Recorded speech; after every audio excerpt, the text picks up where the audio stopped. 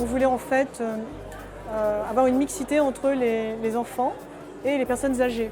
Et donc faire des ateliers alimentation avec donc les deux générations. Et les enfants devaient demander aux personnes âgées ce qu'ils avaient mangé à midi pour pouvoir faire un atelier alimentation. Seulement, on était face à des personnes âgées qui avaient déjà oublié ce qu'ils avaient mangé, donc c'était un peu drôle, quoi. On ne sait pas ce qui manque, hein. Mais je dirais en EHPAD, lors d'une formation et tout, une petite grand-mère qui est venue me voir et puis qui me dit c'est bien, mais pourquoi vous venez? Je dis pour vous voir, vous expliquer un petit peu l'importance de vous brosser les dents et tout, et puis vos prothèses, etc. Elle me dit oui, mais vous avez pris rendez-vous? Je dis oui, avec la direction. Ah, mais donc vous n'avez pas rendez-vous avec moi? Et elle est partie. Marrante, oui, marquante aussi. C'était dans le cadre d'une action auprès des personnes âgées où il y avait une population Alzheimer et où il y avait des petites mamies qui aimaient peloter. Elles étaient un peu désinhibées, ça faisait bizarre. C'est une phrase incroyable, qui a donc moins de 15 ans.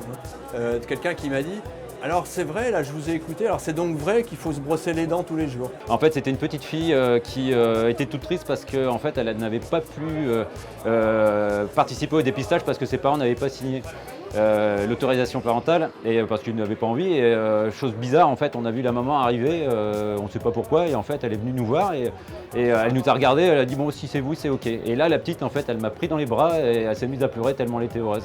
Et là, c'est là que j'ai compris que finalement, l'altérité, c'était quelque chose d'important. Des anecdotes, j'en ai quelques-unes, mais je me souviens une fois un enfant, quand on fait des jeux de rôle, et je demandais à cet enfant de faire semblant d'accompagner son fils chez le dentiste. Et il s'est mis sur la chaise comme s'il était accoudé à la portière. Et il ouvrait et il faisait des coucous à toutes les filles de la salle. Donc ça m'a fait rire, j'imaginais bien l'enfant qui imite son père. Voilà. Ça m'a fait sourire. On se retrouve avec des enfants qui vous posent des questions très étonnantes, du style, la première question qu'un enfant m'a posée, c'est comment peut-on savoir si le dentiste est bon? Un jour, c'est un petit garçon en dépistage. Je lui parle de sa dent de 6 ans et puis je lui dis que c'est une dent qu'il doit garder toute sa vie. Et il me regarde dans les yeux et me dit « Mais tu me racontes des bêtises ?» Je lui dis « Pourquoi je te raconte des bêtises ?» Il me dit « C'est pas ma dent de 6 ans, c'est ma dent de grand-père. » Je faisais mon exposé et il levait le bras ou interrompait juste pour leur raconter un petit peu, pour juste dire ouais monsieur, j'ai ma petite dent là qui bouge et puis il y a la petite souris qui est passée. Ils vont parler de la petite souris pendant 3/4 d'heure. Un enfant à qui on offre sa brosse à dents, parce qu'à la fin de la séance, on offrait une brosse à dents à tous les enfants. Et là, l'enfant qui me dit « Ah, c'est vous qui êtes venu l'an dernier, c'est bien, je peux jeter celle de l'an dernier du coup ?» Et là, ça m'a surpris. Un enfant qui me dit « Je peux jeter ma brosse à dents l'an dernier », sachant qu'il faut changer la brosse à dents toutes les saisons, on va dire, tous les 3 mois.